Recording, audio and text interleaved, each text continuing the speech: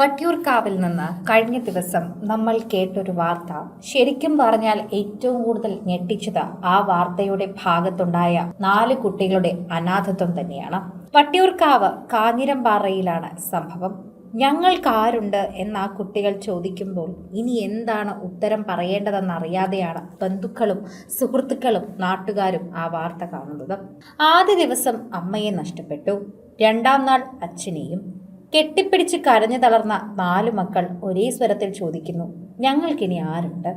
ആ കുഞ്ഞു മക്കളുടെ ചോദ്യത്തിന് മുൻപിൽ എന്തു മറുപടി പറയാനാണ് മുതിർന്നവർക്കാകുന്നത്?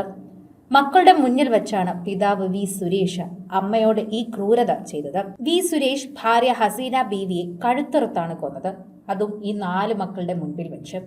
ഇനി എത്ര കാലം ജീവിച്ചാലും അവർക്ക് ആ കാഴ്ച അവരുടെ കൺമുൻപിൽ നിന്ന് പോകില്ല. അച്ഛനും മരിച്ചു, ഇനി ഞങ്ങൾക്ക് ആരുണ്ട് എന്ന ചോദ്യം ചോദിക്കാൻ അവർ ഏറ്റവും കൂടുതൽ അർഹരാണ്. അവർക്കാരുമില്ല ഇന്നിവർ 4 പേരല്ലാതെ. ക്രൂരകൃത്യത്തിന് സാക്ഷിയാകേണ്ടി വന്നതിൻ്റെ നടുക്കലിലാണ് ഇപ്പോഴും കുട്ടികൾ. എന്നാലും അവർ ചോദിക്കുന്ന ചോദ്യം ഇനി അവരെങ്ങനെ ജീവിക്കും എന്നത് തന്നെയാണ്. നാലാഞ്ചിറയിലെ വാടക വീട്ടിൽ വച്ചായിരുന്നു കൊലപാതകം. അമ്മയെ കഴുത്തറുത്ത് കൊന്നതിന്റെ ശേഷം വീട് വിട്ടുപോയ അച്ഛന്റെ മൃതദേഹം തമിഴ്നാട്ടിലെ ചിന്തരത്ത് റെയിൽവേ ട്രാക്കിൽ കണ്ടെത്തിയ വിവരം രാത്രി വൈകിയും കുട്ടികളെ ബന്ധുക്കളും അറിയിച്ചില്ല. കൊല്ലപ്പെട്ട അമ്മ ഹസീരയുടെ മാതാവിനൊപ്പം നാലാഞ്ചിറയിലെ വാടക വീട്ടിലാണ് കുട്ടികൾ ഇപ്പോഴുള്ളത്. അമ്മയുടെ വേർപാടിന്റെ ഞെട്ടലിൽ കരഞ്ഞു തളർന്ന കുട്ടികളോട് സുരേഷിന്റെ വിയോഗ വിവരം എങ്ങനെ അറിയിക്കുമെന്ന് അറിയിക്കാതെ വിഷമിക്കുകയാണ് ബന്ധുക്കൾ.